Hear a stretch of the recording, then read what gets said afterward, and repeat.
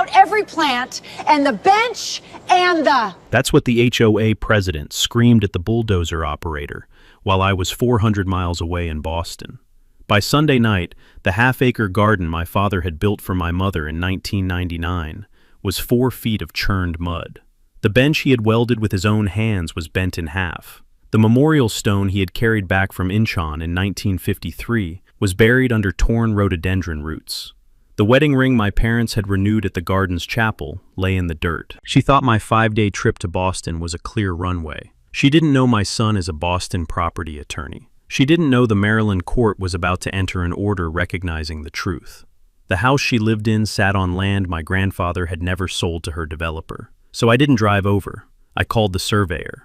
Tell me, would you have stopped her or let the soil keep the receipts? My name is Caleb Delaney, and I live in the original Delaney family farmhouse on the southwest corner of Stonefield Estates in Carroll County, Maryland. The county sits about 50 minutes northwest of Baltimore. The house was built in 1923 by my great-grandfather Solomon Delaney, with timber he cut from his own back 40. The 4.5 acres I own today are what is left of the 800 acres my family worked as a dairy operation for 4 generations. I spent 32 years as a senior research archivist at the Maryland State Archives in Annapolis. My corner of the building was the property records section. I cataloged colonial land grants, 18th century deed chains, and the unglamorous bureaucratic paperwork that determines who legally owns what in this state. I retired 3 years ago, the week my father died. My father was Edmund Delaney. He was 89 when he passed. He had been the master gardener of Carroll County for 40 years and a Korean War veteran for 72. He had taught 4th grade horticulture at Westminster Elementary as a volunteer for 26 years after he retired from the dairy. He had also been the man who designed and built the original memorial garden behind the farmhouse. He built it for my late mother, Emma, who passed of breast cancer in 1999. The garden was a half-acre of slow, careful work. He had laid the bluestone paths himself. He had welded the wrought iron bench from a 1952 plow blade and a piece of porch rail he had saved from the barn fire of 1971. He had built the small white chapel at the south end, from cedar his father had milled in 1948.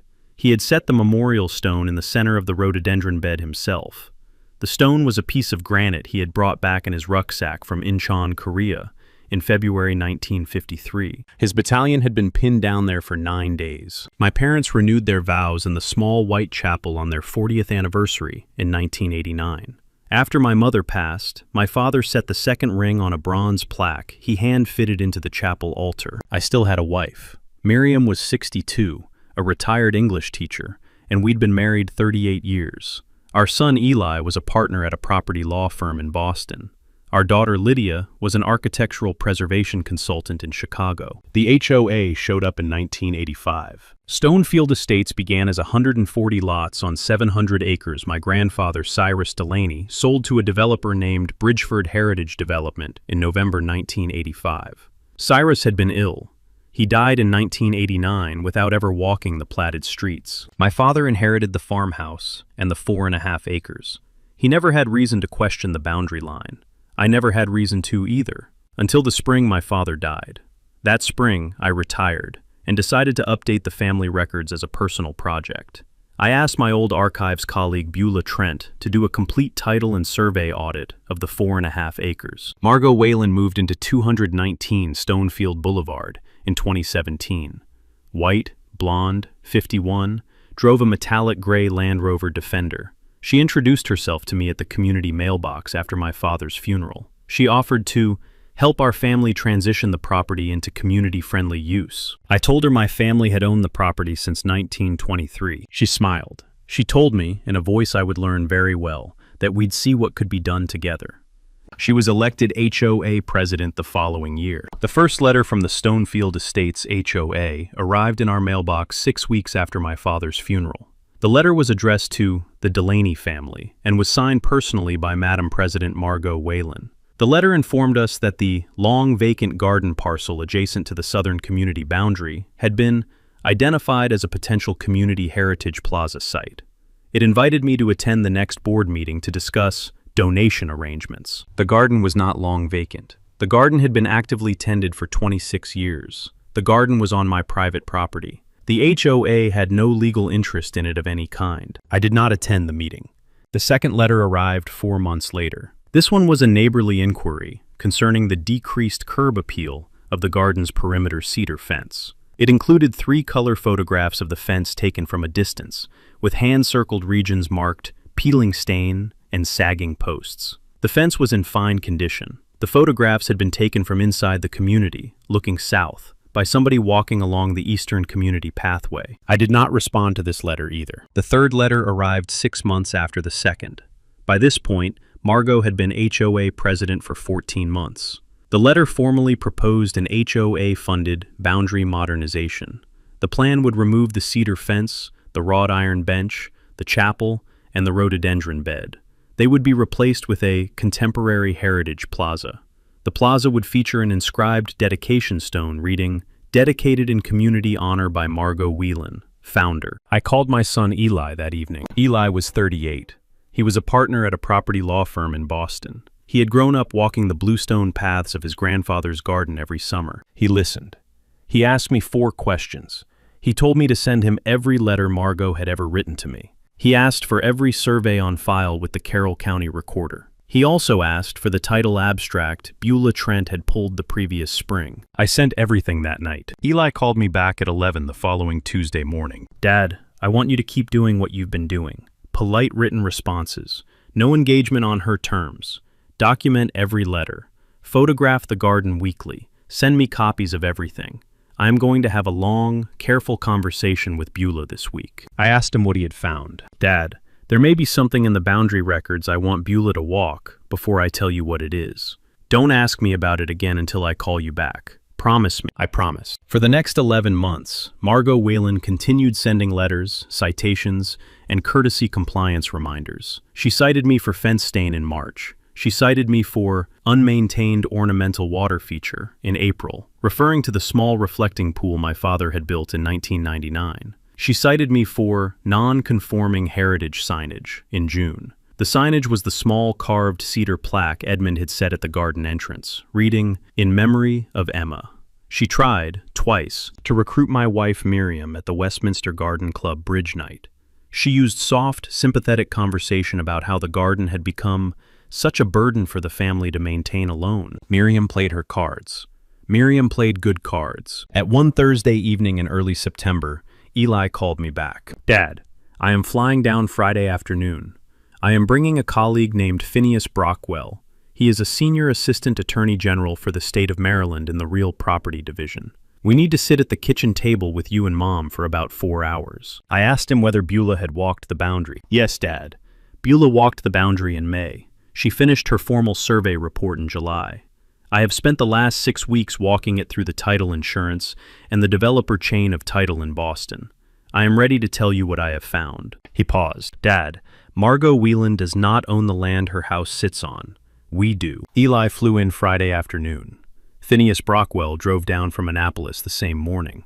Beulah Trent walked across the back 40 from her own farm in Manchester at 3. Miriam set out a tray of finger sandwiches and a pot of coffee at the kitchen table at 3:15. For the next 4 hours, the 4 of us walked through every page of every document. The story Beulah Trent told was in her steady, careful surveyor's voice. It was the kind of story that had been sitting under the topsoil of Stonefield Estates for 39 years. In November 1985, Bridgeford Heritage Development had purchased 700 acres from my grandfather, Cyrus Delaney, for $1,140,000. The deed had been clean. The boundary description had been accurate. The transaction had closed properly. In March 1986, Bridgeford had hired a surveying firm out of Frederick to lay out the proposed Stonefield Estates plat. The surveying firm had made a calculation error in plotting the western boundary line. They had used the wrong corner monument as their starting point. The error had carried through the entire western section of the plat. 6 lots had been platted, sold, and built upon over the following 4 years on land that the developer had never legally owned. Those 6 lots were lots 217 through 222 on Stonefield Boulevard. Margot Whelan's house was lot 219. The Pomeroys at lot 217 were a retired Westminster physics teacher and his wife. The Brixtons at lot 218 were a young couple with a 4-year-old daughter. The Hoffmans at lot 220 were a family with 3 school-age children. The Vandermeers at lot 221 were an elderly widow and her son. The McAllisters at lot 222 were a recently retired postal supervisor and his husband. 5 of the 6 households had purchased their homes in good faith from prior owners or directly from Bridgeford. Their title insurance policies had insured against exactly this kind of defect. The title insurance companies were going to honor those policies. The 6th household, Margot and Wesley Whalen at lot 219, had purchased their home in 2017. They had purchased it directly from a Bridgeford successor company. That company had gone bankrupt twice in the intervening years. Margot's title insurance policy had been issued by a company that had since been merged out of existence.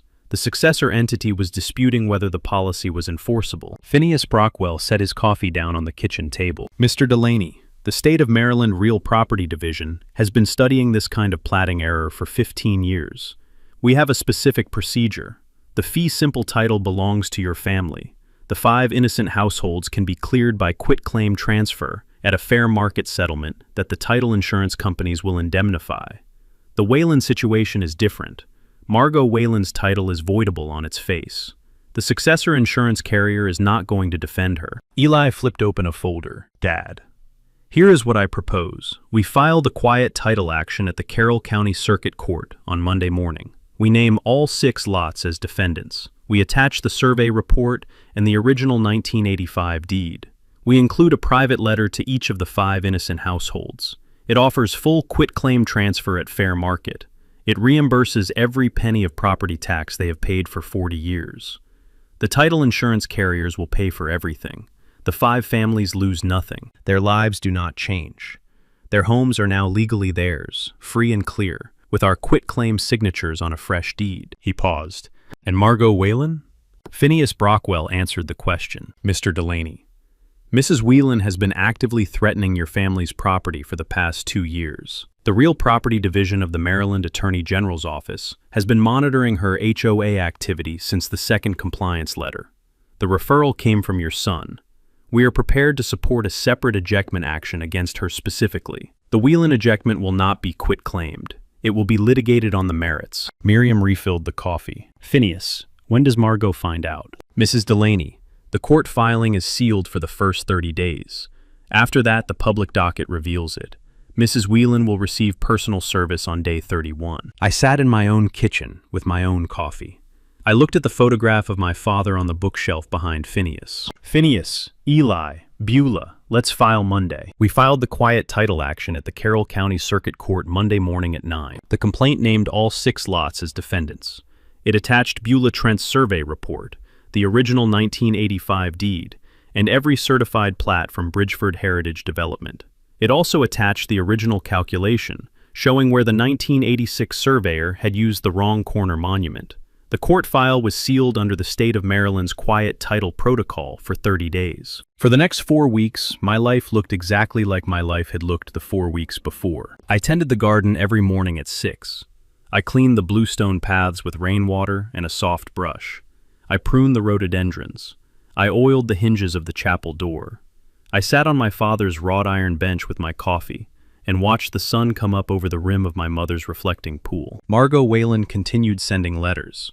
She sent 2 more compliance citations during the sealed period. She sent a personal, handwritten note suggesting that we might find common ground over a private dinner at our home. Miriam read it aloud to me at the kitchen table. She read with the patience of an English teacher reading a particularly bad student essay. Eli, in Boston, quietly contacted the 5 innocent households one by one through their respective title insurance carriers. He sent each household a confidential letter explaining the situation, enclosing the proposed quitclaim transfer documents, and offering full title clearance at no cost to the family. By day 21, all 5 innocent households had signed. The Pomeroys signed first. Wendell Pomeroy, the retired physics teacher at lot 217, drove out to my farmhouse the next afternoon. He brought a tin of his late wife's molasses cookies and a handshake that lasted 30 seconds. The Brixtons signed second. The young Brixton mother emailed Miriam a photograph of her 4-year-old daughter holding the new deed in front of her birthday cake. The Hoffmans signed third. The Vandermeers signed fourth. The The McAllisters signed fifth. Each family received a fully cleared deed within 72 hours of signing. Margot Whelan was not contacted. The Whelan property was not part of the quitclaim package. By day 26, every title insurance company involved had paid into the court-supervised escrow. The 5 innocent households were now permanently indemnified. The 5 lots were legally theirs, free and clear, in a way they had never quite been before. By day 28, I was on a Southwest flight from BWI to Boston Logan to spend a long weekend with Eli. The trip had been on the calendar for 6 weeks. The official purpose, on the calendar Eli kept at his Boston firm, was a long overdue visit. The actual purpose was to walk through the final court filings before day 31. We would sit with my son's senior partners over the weekend, in case there were last-minute questions. Miriam stayed home. Miriam was tending the garden in my absence. Miriam was also tending the chickens, the herb beds, the tomatoes, and the small grove of dwarf apple trees Edmund had planted in 2003. I left Wednesday morning. I was scheduled to return Sunday evening. I was in Eli's law office on Boylston Street Friday afternoon at 3 when my phone buzzed. It was Miriam. She did not say much. "Caleb, there is a bulldozer in the garden. Margot is in the driveway. I am calling Beulah." I told her I would call back in 5 minutes. I walked into Eli's senior partner's office. I told him what had just happened. He sat very still for a long moment. Then he picked up his desk phone. "Phineas, it's Whitcomb at Kerrigan Boyd. We have an emergency. The Whelan situation has become an active destruction of property.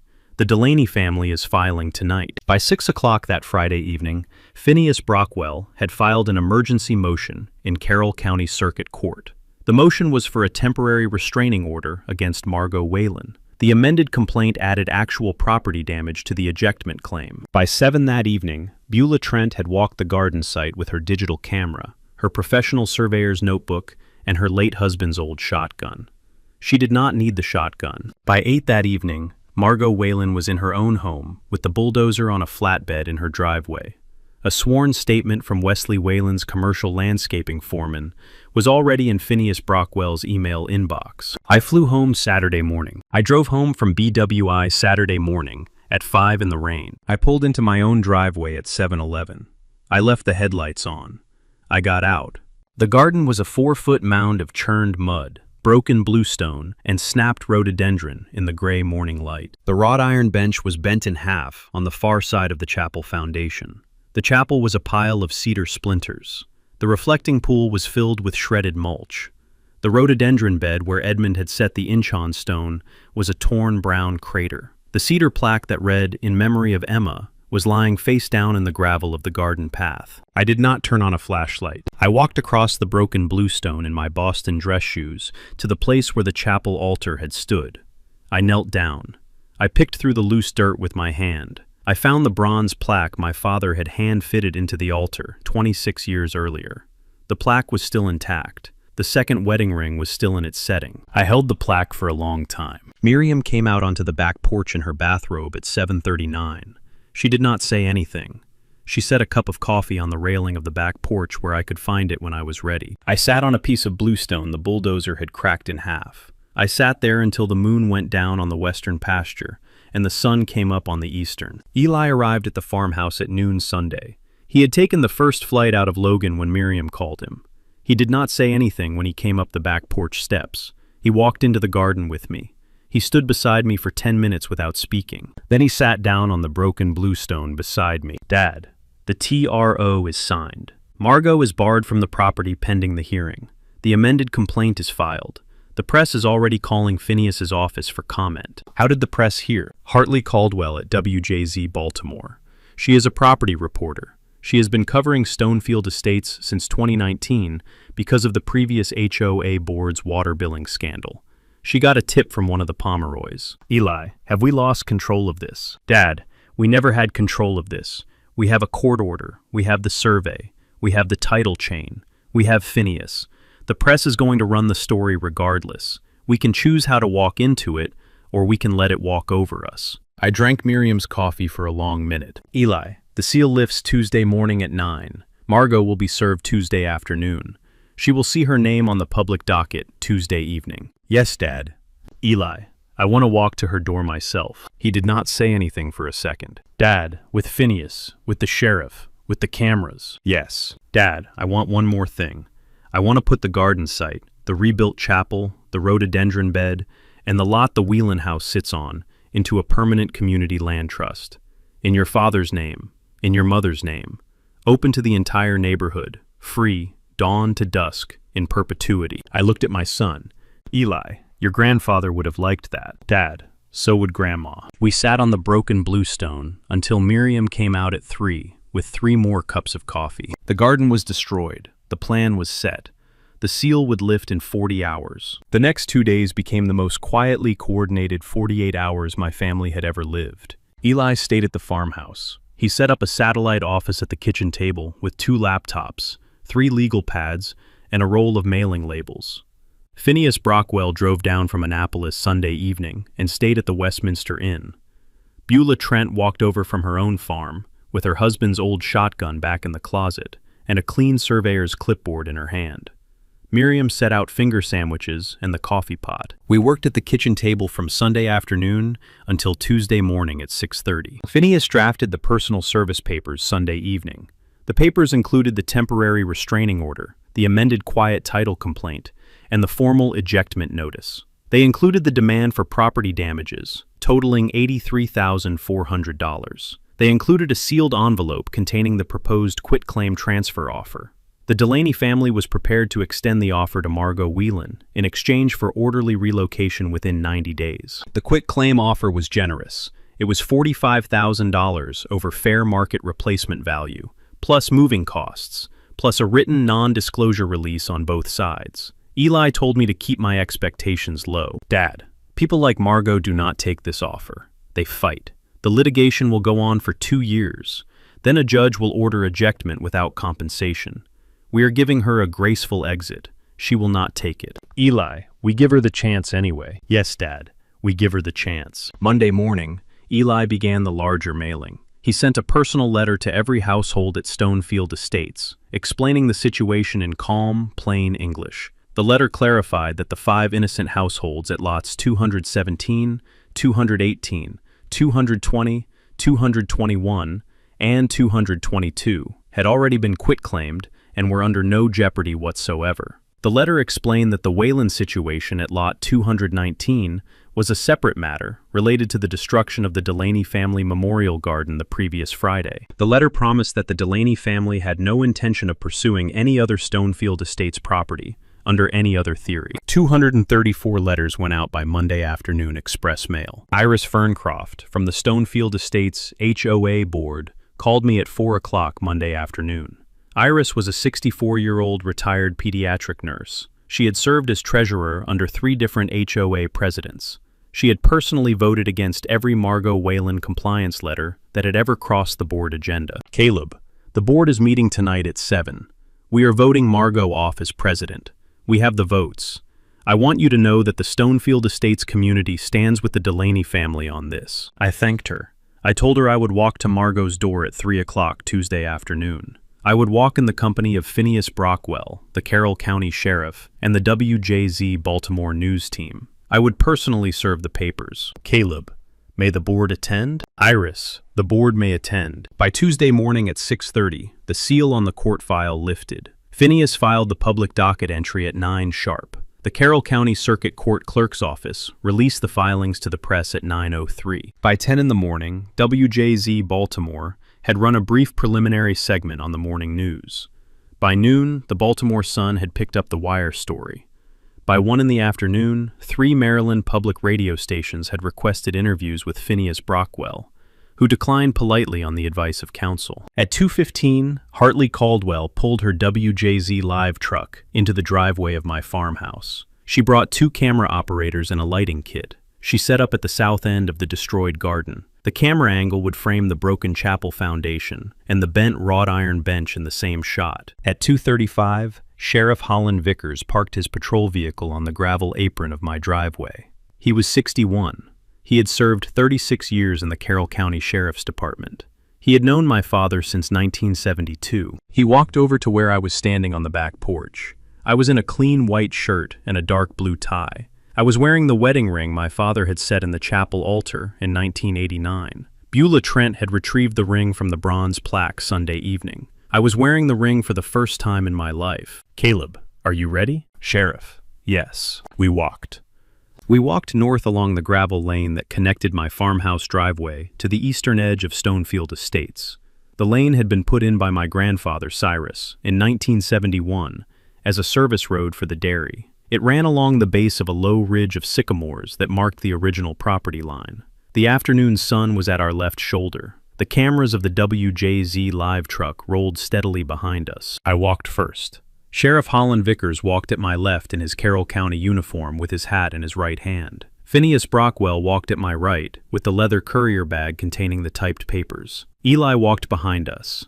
Beulah Trent walked beside Eli with her professional surveyor's notebook. Behind them came two uniformed Carroll County deputies, the Carroll County Recorder's Office representative, and the Senior Assistant Maryland Attorney General's paralegal. Behind us came the Stonefield Estates HOA board. Iris Ferncroft walked at the front of the board contingent in her gray cardigan and her late mother's gold cross. Behind her came the four other board members who had voted Margot Whalen out as president the previous evening. Behind the board came Wendell Pomeroy from Lot 217 with his cane and a small American flag. He had been carrying that flag to every Stonefield Estates community event for 31 years. Behind Wendell came the Brixton family, the Hoffman family, the Vandermeer family, and the McAllister family. Behind the 5-lot families came the rest of Stonefield Estates. By 3:11 Tuesday afternoon, 138 residents of Stonefield Estates were walking behind me along Stonefield Boulevard. The afternoon sun lit the steeple of the rebuilt town center clock tower a quarter-mile to the east. A breeze came off the dairy fields to the south. Nobody was saying anything. Nobody was carrying a sign. Nobody was making a scene. The only sound was the soft, steady shuffle of 147 people walking together on a paved suburban street in the late afternoon sunlight. We were walking the way my father had taught me to walk into a difficult room, slowly, in a clean shirt, with the people who deserved to walk beside us. We arrived at the front walk of 219 Stonefield Boulevard at 3:14. Margot Whalen's metallic gray Land Rover Defender was in the driveway. Wesley Whalen's white F-150 was parked behind it. The HOA Founders Award plaque Margot had presented to herself in 2022 was still mounted on the wall beside the front door. Inside, through the bay window of the living room, you could see Margot Whalen. She stood in front of a large mirror, in a coral linen dress, adjusting her earrings. She had not yet seen us. She had been preparing, that afternoon, for what she had assumed would be a quiet evening at home, before the next monthly HOA meeting Wednesday. She did not know there had been an emergency board meeting Monday night that had voted her out as president. She did not know there had been a seal lifting in the Carroll County Circuit Court that morning.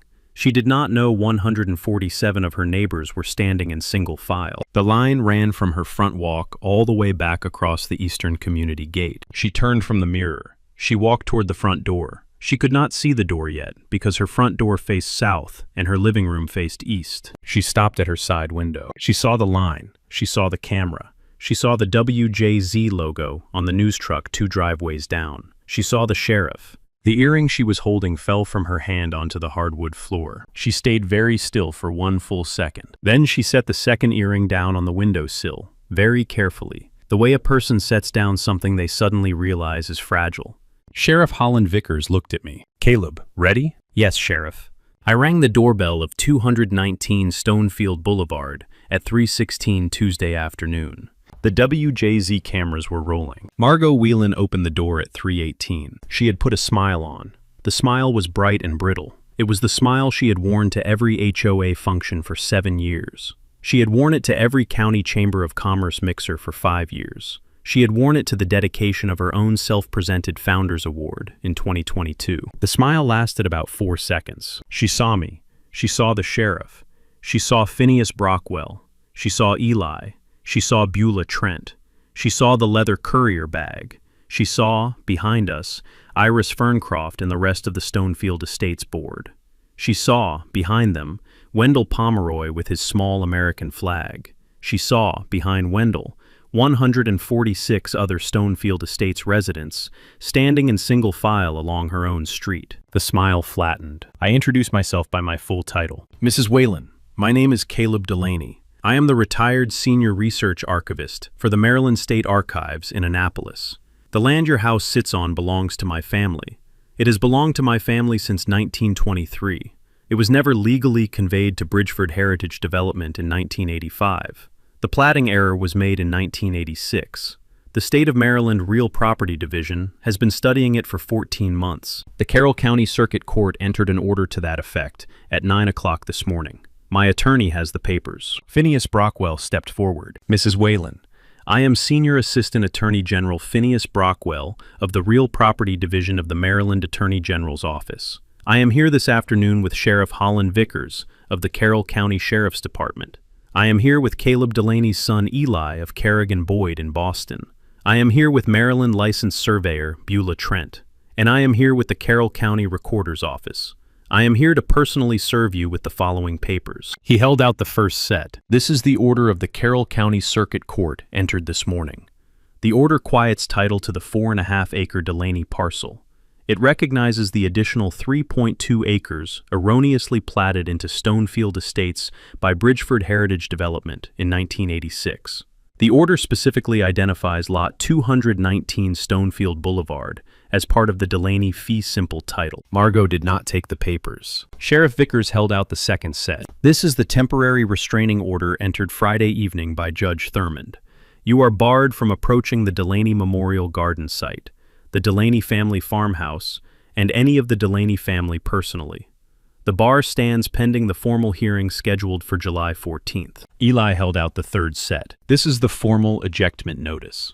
You are required to vacate the residence at 219 Stonefield Boulevard within 90 days of receipt of this notice. The Delaney family is offering a quit-claim transfer at fair market value, plus $45,000 in relocation costs, as a gesture of orderly settlement. The offer expires in 14 days. The full text of the offer is in the sealed envelope at the bottom of the packet. Phineas Brockwell held out the final set. This is the formal claim for property damages totaling $83,400 for the destruction of the Delaney Family Memorial Garden on Friday afternoon. The amount has been certified by Maryland licensed appraiser Vincent Caldwell, who walked the site Saturday at 7. Margot's mouth moved twice without making a sound. Wesley Whalen came around the side of the house at that moment, in a Wesley Whalen commercial landscaping polo and a face the color of skim milk. He had been in the backyard. He had heard the cameras. He stopped 6 feet from his wife. Margot, what is happening here? She did not answer. I answered for her in my Maryland State Archives voice. It was the voice I had used for 32 years to explain colonial property records. People had walked into the Annapolis reading room expecting one answer and received another. Mr. Whalen, the lot your house sits on was never sold by my family. Your title insurance carrier has been notified. The state of Maryland is here. The papers are being served. I am sorry that you are learning this on the porch on a Tuesday afternoon. Your wife knew, on Friday, what was likely coming. Your wife sent your bulldozer into my father's memorial garden anyway. I held up the brass plaque from the chapel altar. My parents' second wedding ring was still in its setting. Every camera in the WJZ live truck could see it. Mr. Whelan, take your wife inside. Read the papers together. Call your attorney. The Delaney family will speak to you again on day 15. Wesley Whalen reached out and took the courier bag from Phineas Brockwell. He turned around. He walked Margot, by the elbow, into the front entryway of 219 Stonefield Boulevard. He closed the door behind them at 3:22 Tuesday afternoon. Sheriff Holland Vickers nodded once at me. He turned around. He walked back down the front walk, across the lawn, and onto Stonefield Boulevard. I followed.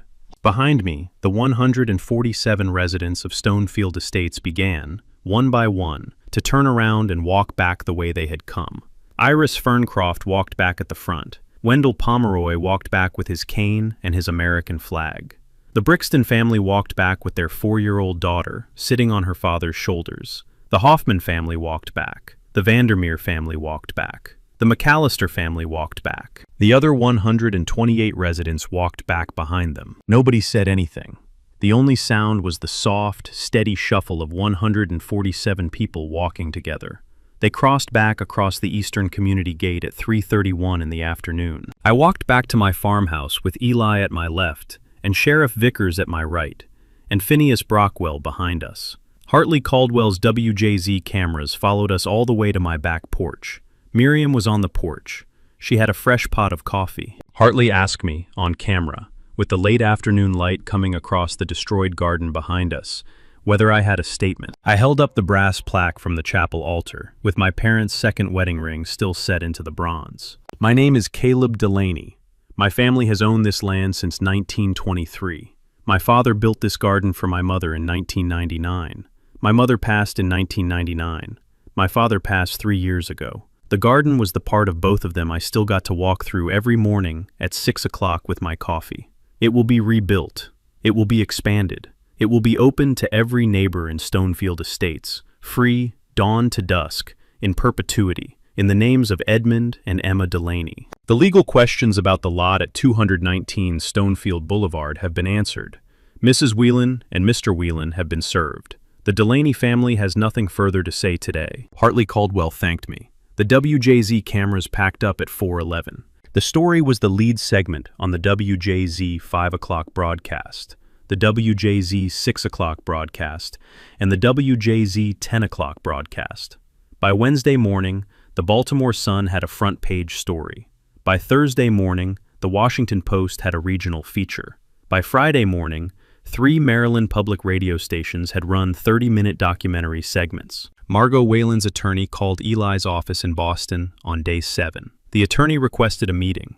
Eli took the meeting on day 9 in Phineas Brockwell's office in Annapolis. Margot Whalen signed the quitclaim transfer agreement on day 13 at 4:11 in the afternoon, 23 minutes before the offer expired. The agreement paid her fair market value, plus the $45,000 relocation premium. It also required her to dismiss the HOA compliance citations she had filed against my family for 6 years. She had to surrender the Founders Award plaque to the Stonefield Estates Board for return to the donor. The donor had been Edmund Delaney himself. He had quietly funded the original 2009 community sundial. The plaque had been attached to that sundial before Margot had it removed in 2022, and she was required to publish a written apology in the next monthly Stonefield Estates newsletter. The apology was 4 paragraphs. It took her 7 drafts to write, and Phineas Brockwell 3 edits to approve. Wesley Whalen filed for divorce on day 21. He kept his commercial landscaping business. Margot kept the proceeds of the quitclaim. They closed on the property transfer on day 87. Margot moved out of 219 Stonefield Boulevard on day 89. The lot at 219 Stonefield Boulevard was deeded to the Edmund and Emma Delaney Heritage Garden Trust on day 90. The deeding happened in a small ceremony on the front porch. Attendees included Eli, Lydia, Iris Ferncroft, Wendell Pomeroy, Beulah Trent, and Phineas Brockwell. Also present were the Brixton family, with their 4-year-old daughter on her father's shoulders, and Sheriff Holland Vickers in his uniform. I held the brass plaque with the ring during the ceremony. I read the names from the new marker stone aloud. Edmund Delaney, Emma Delaney, Solomon Delaney, Cyrus Delaney. The names of every Delaney who had walked the garden since 1923. The Brixton family's daughter held my hand for the last name. Miriam took the photograph. The Edmund and Emma Delaney Heritage Garden Trust opened its doors at the rebuilt garden site on the 2nd Saturday of June. The opening was 8 months after the Bulldozer Friday. 341 people from Stonefield Estates and the surrounding Carroll County communities turned up to help with the ceremony. Eli flew down from Boston with my granddaughter Lila. Lydia drove in from Chicago with her husband. Iris Ferncroft led the volunteer planting committee. Wendell Pomeroy carried his small American flag. The Brixton family's now 5-year-old daughter planted the first new rhododendron in the bed where the Inchon stone had been. The wrought iron bench had been straightened and re-welded by Beulah Trent's son, who runs a small custom metal shop in Manchester. The bluestone paths had been relaid by 16 volunteer master gardeners across central Maryland. The chapel had been rebuilt by my father's former horticulture students at Westminster Elementary, who were now grown men and women in their 30s and 40s. My parents' second wedding ring sits on the new altar today. It sits in the same setting it sat in for 26 years, before Margot Whalen ordered the bulldozer. The expanded garden site now covers the full lot 219 Stonefield Boulevard. The Whelan house was deeded over to the trust on day 90. It was carefully disassembled by a salvage crew over 6 weeks. The lumber was donated to a Habitat for Humanity build. The foundation was poured over to expand the rhododendron bed. The site is now an open meadow garden of native Maryland perennials. A small marker at the south end reads, "In memorial of Edmund and Emma Delaney, all are welcome, dawn to dusk, in perpetuity." I received a personal civil settlement of $148,000 from the Whelan property damage claim. Miriam and I used every dollar of it on one project. The Delaney Family Heritage Garden Trust does 3 things. It maintains the expanded memorial garden in perpetuity. It funds an annual horticulture scholarship for 2 graduating seniors from Carroll County who plan to study landscape architecture, environmental science, or agricultural extension. And it provides free legal aid to any Carroll County family whose private property has been encroached upon by an HOA without lawful authority. Eli chairs the board. Margot Whelan moved to Hagerstown after the divorce. Wesley kept his landscaping business. The Stonefield Estates HOA called a special election the month after the quitclaim. Iris Ferncroft ran unopposed. She won by acclamation. Her first official act was to dissolve the discretionary Heritage Modernization Fund Margot had created in 2018. We started something else, too. The first Saturday of every June is now Delaney Memorial Garden Day at the rebuilt site. We open the gate. We pull out the long tables under the rhododendrons. Iris Ferncroft runs the cider press. Wendell Pomeroy runs the dominoes table. The Brixton family's now 5-year-old daughter runs the children's seedling table. About 400 neighbors come through every June now. Last June, a kid about 10 years old asked me whether the bronze plaque on the chapel altar was the one from the news video. I told him it was. He asked if his great-grandmother could come see the garden someday. I told him she would always be welcome. The garden is open to everyone, dawn to dusk, in perpetuity, in the names of my mother and my father. If this story made you angry, drop a comment below with your own HOA nightmare. I read every one. If it made you smile, share it with a neighbor who needs to hear that the slow folks still have more tools than the loud folks. And if you enjoy this kind of story, slow-built, well-prepared, and finished by people who refuse to give up, hit subscribe. The next one is about an HOA Karen who told a Vietnam veteran his American flag was casting visual disturbance over his late son's headstone. The retired JAG officer next door had been quietly photographing every notice for 14 months. I'll